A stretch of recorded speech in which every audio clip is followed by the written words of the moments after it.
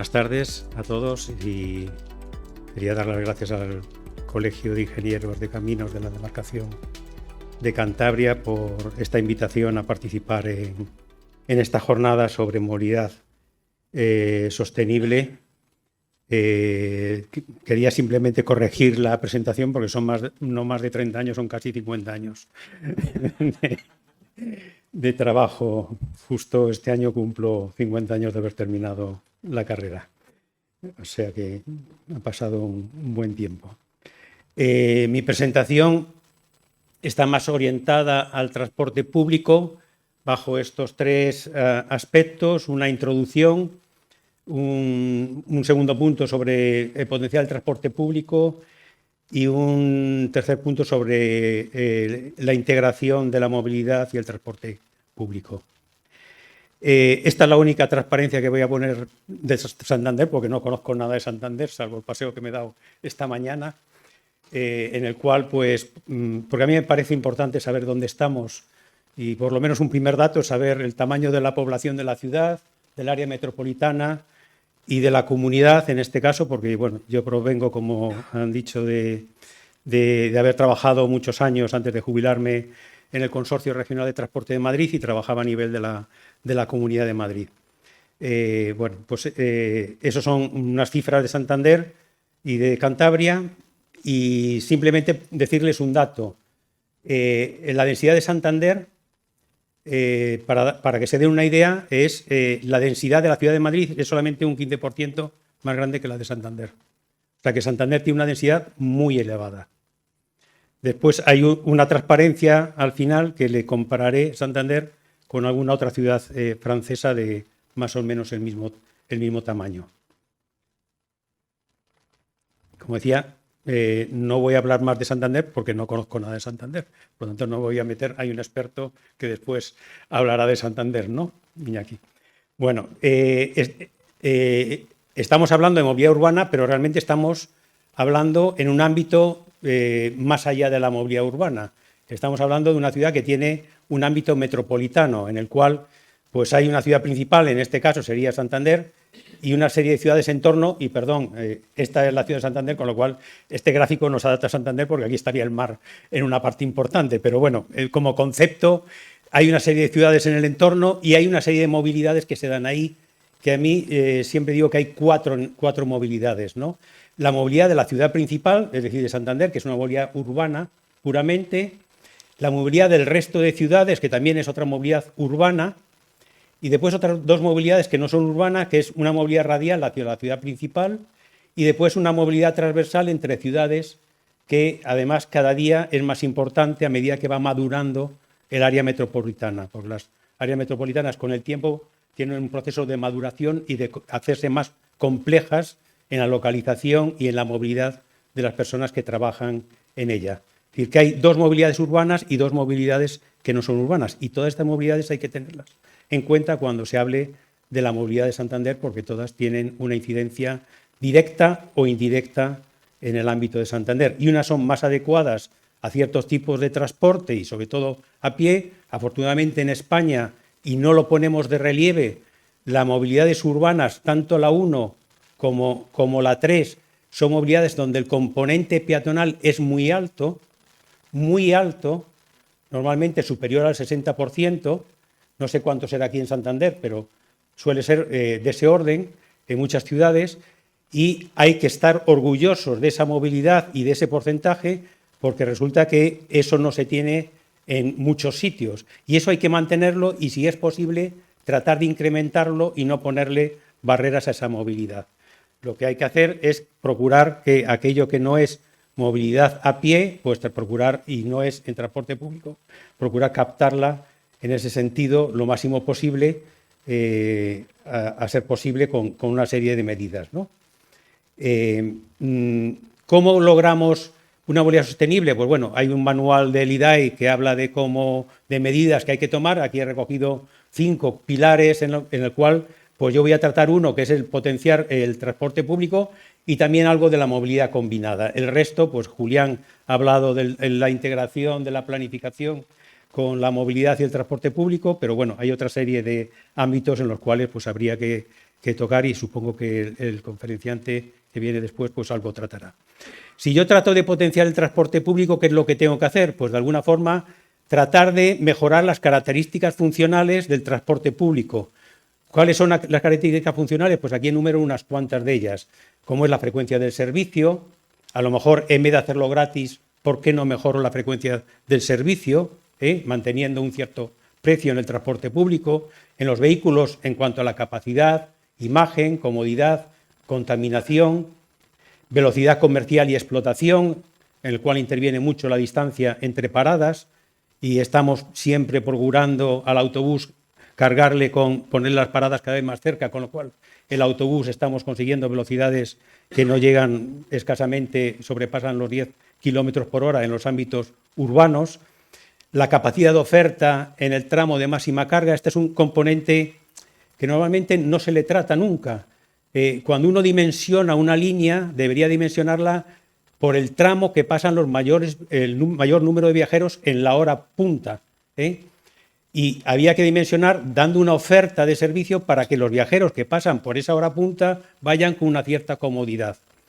¿Qué es lo que pasa? Que normalmente cuando se habla de esto, pues dice, es que mi autobús me permite ir a 4 viajeros de pie metro cuadrado. Pero señor, ¿cómo voy a ir en hora punta a 4 viajeros de pie metro cuadrado 100 días al año si es ir como sardinas?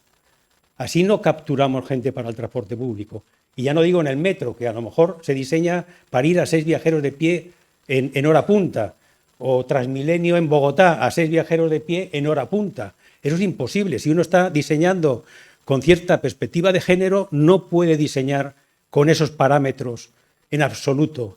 Entonces, habría que mojarse y definir cuál es la capacidad que se puede llevar en hora punta y dar oferta para dar esa capacidad en hora punta que realmente las personas en un entorno como es España, en los cuales hay elección de uno viajar en coche o no viajar en coche, pues realmente sea atractivo ir en transporte público. Ir luego a 4 viajeros de pie metro cuadrado en un autobús no es atractivo en absoluto viajar en autobús. Porque estamos hablando 4 viajeros en hora punta durante 1 hora. Significa que al lado de la puerta es que están colgados algunos de la barra y con densidades superiores a 6 viajeros de pie metro cuadrado. Seguridad, que afortunadamente pues un tema que en España pues se toman medidas para que se produzca la seguridad en el transporte público, aunque en el interurbano habría que hacer algo más, sobre todo cuando hay viajeros de pie en el autobús interurbano. Yo creo que la regulación, y seguramente Rafael sabe mucho más que yo de ese tema, española, no es relativamente tasativa con ese tema como puede ser la regulación francesa sobre la presencia de personas de pie en autobús en hora punta y la velocidad máxima que puede llevar ese autobús. Regularidad tan importante que el autobús pase cada 7 minutos y tiene que pasar cada 7 minutos, no que pase uno a los 5 minutos y otro a los 9, porque esos 9 se acaban convirtiendo en 12 minutos y se produce el apelotonamiento de autobuses, el batching entre autobuses, ¿no? La puntualidad, si tiene que pasar a un horario, pues que pasen con horario. No me basta decir que aquí he visto en algunas paradas que ponía autobús cada hora. Hay cuarto, no sé cuánto. Señor, ponga usted cuándo tiene que pasar por cada parada el horario que tiene que pasar el autobús, ¿no? La infraestructura, algo importante, conocida como CAPEX en la terminología anglosajona, infraestructura no solamente en la plataforma partícula, sino también en cuanto a paradas, operación de servicio, los costes de explotación, la imagen e identidad del sistema. Cada vez es más importante hacer sistemas atractivos con imagen hacia el exterior, la información en paradas y dentro del vehículo. Ya tenemos tecnología para que dentro del vehículo haya información también en el autobús. La integración del transporte público con el resto de modos de la movilidad. Todo eso son características funcionales importantes que hacen que el autobús, que el transporte público pues tenga unas ciertas calidades unos frente a otros, ¿no? Un componente importante que diferencia los modos de transporte es la capacidad que tienen de llevar viajeros en la hora punta en el tramo de máxima carga, y entonces normalmente el autobús es el que menos capacidad tiene, el autobús articulado, por ser un vehículo mayor, tiene más capacidad. Un autobús mejorado, que sería un autobús con cierta plataforma de infraestructura, podría llevar más viajeros. Un metro ligero o un tranvía moderno o un LRT en terminología de escritura anglosajona, un Light Rail Transit, llevaría más, y un metro pues llevaría mucho más, ¿no? ¿Qué es lo que pasa? Que de pronto en Latinoamérica pues han surgido una serie de sistemas que Julián ha comentado, que son los llamados BRTs o BRT, Bus Rapid Transit, que son autobuses en plataforma reservada con una calidad de servicio relativamente buena, con paradas cerradas, con prepago antes de entrar a la parada del autobús, etcétera, que hace que se pueda llevar mucho más gente. Pero ojo, que esto es peligroso porque en algunos sitios lo estiran tanto que hasta pueden llevar 40.000 personas en hora punta sentido en el tramo de máxima carga, cuando el Metro de Madrid lleva en la hora punta sentido 21.000 o 22.000 personas en la línea que llevan máxima carga en el Metro de Madrid. O sea, y eso ya es prácticamente en algún tren 6 viajeros de pie metro cuadrado. Un tema muy importante, ¿no? ¿Cómo definimos los sistemas de transporte público? Pues en base a 3 características fundamentales, ¿no?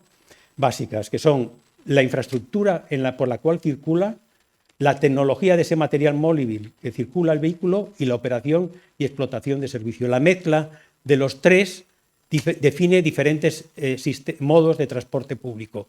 Hay una tendencia a creer que la tecnología de material móvil es la característica más importante, y el señor Buchik, profesor que ha sido en la Universidad de Pensilvania durante muchos años y que tiene 2 libros, bueno, un libro maravilloso sobre transporte público, y que cuando lo descubrí allá en el año 81, para mí fue la Biblia del transporte público, pues viene a decir que, y no porque yo sea ingeniero de caminos y estemos aquí en un debate de la demarcación de ingenieros de caminos de Cantabria, que siendo importante la tecnología, la que realmente define más las características funcionales que hemos comentado antes es el nivel de segregación de la infraestructura por la que circula ese transporte público. Es decir, en qué medida ese transporte público está separado del resto de usuarios de la vía, también sabiendo que es importante la tecnología del material móvil, sobre todo cuando estamos hablando de metro, es decir, porque pueden formar trenes y por lo tanto, cosa que no puede formar autobuses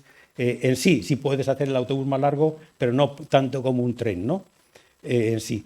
Eso lo que nos define es, si llevamos esas características, especialmente las 2 primeras, a una tabla en donde ponemos la infraestructura en columna con 3 tipos, el transporte público va mezclado con el resto del tráfico, que es lo normal en muchas ciudades, y el caso extremo que vaya independiente, tenemos un caso intermedio que desde los años 80 cada vez ha tomado más relieve, más importancia en Europa, y es que el llamado tipo B o plataforma reservada, en el cual se le deja una plataforma al transporte público que tiene cruces a nivel con el resto del tráfico, normalmente en puntos controlados, y en el cual el transporte público circula con cierta preferencia, especialmente semafórica, ¿no? Y solamente con cruces controlados. Y entonces podemos, eso desde el punto de vista de infraestructura, pues desde el punto de vista de tecnología, pues hay modos que circulan sobre neumáticos y modos guiados.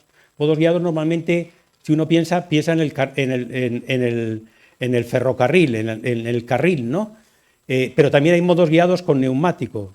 Si alguno ha ido a París, pues ha visto los trenes sobre neumáticos, que además para la guía, como un soporte neumático no puede llevar guía. El ferrocarril sí, porque la forma de la rueda interactúa con el carril, que al mismo tiempo les permite hacer la función de soporte y la función de guiado, cosa que no le pasa al neumático. Entonces necesita otras ruedas horizontales para la guía, ¿no?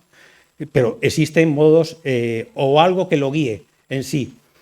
En una ciudad intermedia como Santander estaríamos hablando de todo este sistema que hay aquí de modos, de los que están aquí señalados en azul, en donde los modos tipo B es una opción muy importante que ahora en Europa, desde los últimos 20 años, cada día está tomando más relieve, ¿no? En donde estaría, por una parte, el autobús en plataforma reservada o con la terminología inglesa BHLS o autobús de alto nivel de servicio, que viene más, es un sistema, esa traducción viene del francés, en donde nivel es N en francés, por lo tanto uno escribe en Google BHNS y le sale los sistemas de estos autobuses que hay en Francia, que son los desarrolladores de estos sistemas. Y en el otro lado estaría el metro ligero o tranvía moderno, o con la terminología inglesa, el Light Rail Transit o LRT, ¿no? Entonces, en estos sistemas, algún ejemplo, Julián ha puesto el caso de Burdeos, yo pongo aquí alguna transparencia. Burdeos es una ciudad más grande que Santander, por lo tanto, no es comparable lo que pasa en Burdeos con Santander. Lo que sí es que estos sistemas de metro ligero implantados especialmente en Francia, que han trabajado muy bien, porque además fue la primera ciudad en Europa que empezó a retomar el tranvía cuando lo abandonó, en sí, pues que ha trabajado muy a fondo con ellos y cuando sacó al principio de los años 90 Estrasburgo, después Montpellier y después posteriormente a finales del año 2000 aproximadamente Burdeos, pues realmente son actuaciones espectaculares. En el centro de la ciudad, además, como decía Julián, pues están sin toma de corriente aérea, la hace por un sistema inventado por Alstom por el suelo, ¿no? Y con una red pues bastante importante. Y en cuanto a autobuses, pues tengo aquí dos ejemplos.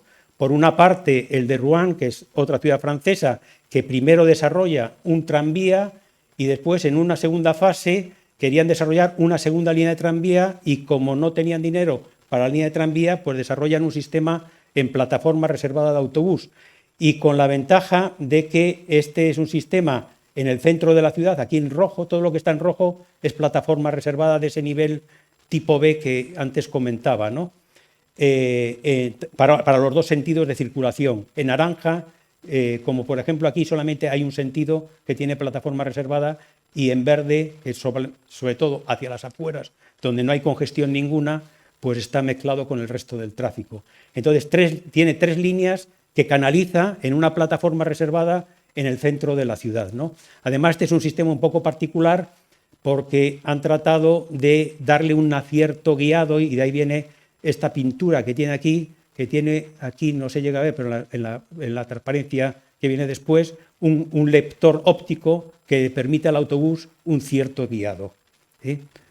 Como pasa, aquí se ve ese lector óptico que lleva de guiado. Este es el centro de la ciudad de Rouen, al lado de la célebre catedral gótica de Rouen, a 100 metros, de esta calle comercial que se ha peatonalizado y se ha dejado para el autobús. Aquí verán que existe un vehículo, y esto es muy normal en todas las actuaciones que se hace, bien sea de tranvía o del autobús, permitir la entrada del vehículo por esta calle, dejarle acceder aquí porque habrá algún garaje o habrá algo ahí, y después en esta calle le mandan salir.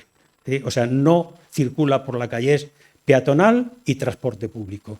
El pleno centro de Rouen. Frente a este modelo de Rouen vino posteriormente este otro modelo de Nantes. Nantes es otra ciudad francesa, también en tamaño de población no muy grande en sí, pero sí una aglomeración importante de 1 millón de habitantes. No es el tamaño de Santander. En el cual tenían 3 líneas de tranvía y estaban estudiando una 4ª línea de tranvía. Entonces la 4ª línea, lo mismo, no tenían dinero para la 4ª línea y empezaron a desarrollar un sistema basado en una plataforma de autobuses de alto nivel de servicio, lo que llaman la línea 4, el busway. El busway o carretera de autobús o plataforma de autobús, ¿no? Que es esta línea de amarillo que hay aquí, que sale hacia la periferia. Y la construyen exactamente con los mismos principios como si hubiesen construido un tranvía, incluso con la misma señalización del tranvía, las mismas señales. Una señal que es una franja semafórica, una franja horizontal o vertical para que se detenga el tranvía, pues lo mismo para el autobús, lo mismo. En el cual, como ven, la plataforma o está separada por una mediana, como es aquí, o están los dos sentidos de circulación juntos, como es aquí. Y cómo han convertido esta vía de acceso, porque sale un poco a la periferia, una carretera con 2 carriles por sentido separados, a dejar esta plataforma para los autobuses y convertir en un carril por sentido la vía, ¿no? Es una apuesta por el transporte público y por la movilidad sostenible en el caso de Nantes. Es decir, que existen estas dos concepciones, o la de Rouen, Lorient, Madrid, Busbao, por ejemplo, de la plataforma reservada, dejar entrar a varias líneas de autobús por ellas, frente al otro modelo, el de Nantes, que también sigue la TBM, que es una plataforma que se construyó en el sur en la periferia de París, transversal, y que ahora París tiene como 8 o 9 líneas de plataforma de autobuses, en Nimes, en Zuitangen, en Holanda, o los BRTs en América Latina, en el cual la plataforma que se construye es para una línea específica, solamente para ella, igual que en antes, con un autobús, con una calidad determinada, de baja contaminación, articulado, etcétera. Y el resto de líneas, pues lo que hacen es alimentar un intercambiador del cual parte la línea y llega a otro intercambiador en el otro extremo de la ciudad, del cual parten otras líneas, ¿no? Y lo cual permite, pues, esa transferencia modal hacia esa línea que tiene una alta frecuencia de servicio con mucha calidad. Para decirles hasta dónde llega el diseño con las líneas de autobús, pues está el tema por ejemplo, de Fast Track en el borde de Londres. O sea, estamos hablando de Londres, en el borde donde llega la M25, que es el periférico de Londres, hacia el este, hacia el condado de Kent. Es un desarrollo urbanístico muy importante al borde del río Támesis, en el cual pues, había antiguos almacenes, antiguas industrias, todas esas están abandonadas, y entonces se ha buscado allí un desarrollo de vivienda y de parques tecnológicos de alta calidad basados en una línea de autobús, en plataforma reservada, pensando en paradas cada 800 metros y con un criterio de densificación del residencial y de los otros usos de suelo de acuerdo con este criterio. Todo lo que esté a 100 metros de la parada sigue este criterio para el residencial y para los otros usos. De 100 a 200 metros, pues baja un poquito la densidad. De 200 a 400 baja otro poco la densidad. De 400 a más de 400 baja más la densidad. De forma que cuanto más cerca del autobús, más densidad hay, y cuanto más lejos del autobús, menos densidad hay. Principio de los desarrollos orientados al transporte público, ¿no? Fundamental, la densidad y la mezcla de usos de suelo. Ventajas de metro ligero frente a las plataformas de autobuses. Es decir, cada uno de estos dos modos, digamos, de capacidad intermedia en plataforma tipo B, plataforma reservada, pues tienen unas ventajas unos y unas ventajas otros, ¿no? O sea que no hay uno que sea 100% mejor que el otro. Desde el punto de vista del metro ligero, mayor calidad de viaje y más accesible en paradas, ya que es un modo guiado, por lo tanto, cuando llega a la parada, el andén de la entrada es muy accesible, cosa que el autobús no lo tiene, porque depende del conductor, aunque hay bordillos que están preparados para, como en el caso de Nantes, para que el autobús se aproxime lo máximo la rueda al bordillo, o el caso de Rouen, que se le guíe el autobús en la parada con ese guiado óptico para que quede algo similar a lo como si fuese el tranvía. Normalmente el metro ligero necesita menos conductores que un sistema de autobuses en plataforma reservada. ¿Por qué? Porque los vehículos son de mayor capacidad, tienen menos rozamiento y por lo tanto tienen menos costes de explotación, no solamente en conductores, sino también en energía, ¿no? Hay un mayor coste de infraestructura y de material móvil, pero tiene un menor mantenimiento también, porque el componente eléctrico en este caso es menor. Menos contaminación a lo largo de la línea, porque es eléctrico. Ustedes me dirán que el autobús también es eléctrico, pero no hay que olvidarse que las ruedas también producen contaminación, ¿eh? O sea, el aire que respiramos no solamente de las emisiones de los gases, es también el rozamiento de las ruedas de los vehículos con el pavimento, que producen micropartículas y que son las que nos entran después en los pulmones, igual que las de la contaminación de la gasolina o del gasoil, y es lo que produce todos estos efectos que sabemos que producen de infartos, cáncer, etcétera, etcétera, ¿no? Mayor capacidad de oferta pueden dar porque primero los metros ligeros son algo más anchos, pueden llegar a 2,65, aunque hay bastantes de 2,40, un poco más estrecho que el autobús, pero si uno tiene problemas sabe que va a tener de demanda, suele tener vehículos de 2,65 de ancho, son más largos, hay vehículos de 30, 35 metros, puede formar dos vehículos juntos y entonces tiene de 70 metros un vehículo, etcétera, ¿no? El trazado puede dársele un tratamiento de césped en algunas zonas, con lo cual tiene una imagen pues, muy agradable allí por donde circula ese tranvía, pero solamente en algunas zonas, sobre todo más hacia las afueras de la ciudad. Tiene una cierta rigidez o bastante rigidez de explotación ante incidencias, si hay un accidente, etcétera. Un mayor impacto en el uso del suelo, porque se ve más la vía, ¿no? Y una mayor calidad del espacio público, porque se suele trabajar más cuando es un tranvía que cuando es una plataforma de autobús, pero no y también porque da una cierta mayor calidad ver un tranvía circular que ver un autobús.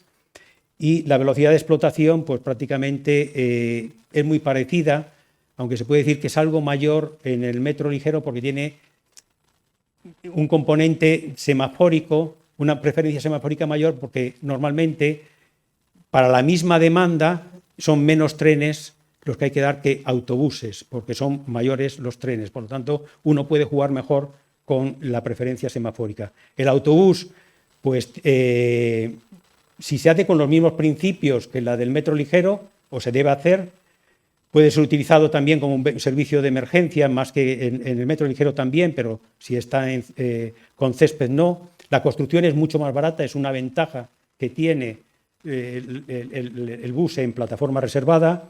El material móvil es más barato, pero hay que renovarlo cada 8 o 10 años frente al otro, que son 30, pero también es cierto que cada 8 o 10 años también la imagen de los autobuses va evolucionando y también se hacen más atractivos en sí. La velocidad del viajero, como decía antes, está el tema ese de la prioridad, pero también el autobús tiene algo más de aceleración que el tranvía y requiere un mayor mantenimiento de la plataforma y de las paradas. Es más flexible ante incidencias y una posible construcción por etapas, que algunas veces es un aspecto pues, muy importante. Todo esto son aspectos que hay que considerar y, como digo, no hay una fórmula mágica para decir esta ciudad tiene que tener un metro ligero, esta ciudad tiene que tener un tranvía o una plataforma de autobuses.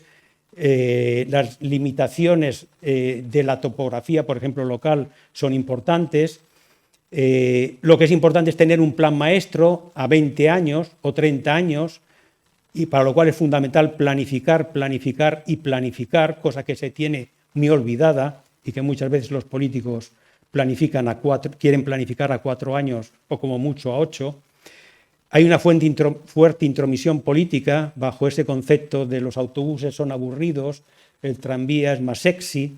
Yo les recomiendo visitar ciudades francesas que ahora verán que existen estos sistemas. En una ciudad pueden coexistir diferentes modos, es decir, como han visto en Nantes y en Rouen, coexisten los dos modos y no pasa nada, pues depende de las necesidades que tenga una línea, y que los dos son capaces de cambiar la imagen de la ciudad. Bueno, sigo un poco porque el tiempo se me acaba. Esto es la imagen que quería que ustedes viesen. Santander con una serie de ciudades francesas medianas. Angers, 150.000 habitantes, 300.000 área metropolitana, una línea de tranvías y 2 de próxima inauguración. Lorient, 57.000 habitantes, 205.000 área metropolitana, una red de autobús de alto nivel de servicio, que se llama Triskel. Le Mans, 2 líneas de tranvía, una línea en construcción de autobús de alto nivel de servicio. 145.000 habitantes, 207.000 habitantes el área metropolitana. Metz, 120.000 habitantes, 224.000 el área metropolitana. 2 líneas de autobús de alto nivel de servicio. Nîmes, 147.000 habitantes, 257.000 área metropolitana. 2 líneas de alto nivel de servicio. Reims, con su famosa catedral gótica, 180.000 habitantes, 217.000 área metropolitana. 2 líneas de tranvía en Y. Santander, 171.000 habitantes, 400.000 área metropolitana. 0, 0. Y el autobús normal también ese es muy importante. Protegerlo, cuidarlo, darle preferencia, darle carril bus, darle tecnología, imagen. Todo eso es muy importante. No es solamente construir algo nuevo, que eso les encanta a los políticos, cortar la cinta. El día a día de estas redes tan capilares que llegan a todos los barrios y que todo el mundo puede tener casi accesibilidad a una parada a 500 metros, 400 metros, también es muy importante que funcionen, ¿no? Y lo que es muy importante es tener un sistema integrado en el cual haya integración modal, integración física, tarifaria, de información, tecnológica, con el resto de modos de movilidad y esa autoridad de transporte que decía Rafael o la presentadora que era importante tener en cuenta e integrarse con otros modos de movilidad. El transporte público no puede vivir a espalda a lo que está pasando en nuestras ciudades, a la bicicleta compartida y al patinete, al coche compartido, al llamado car sharing, al viaje compartido al coche, a las licencias VTC y al taxi, al transporte a la demanda, al coche de alquiler y a los vehículos y a los futuros vehículos autónomos. Todo eso debemos tenerlo en cuenta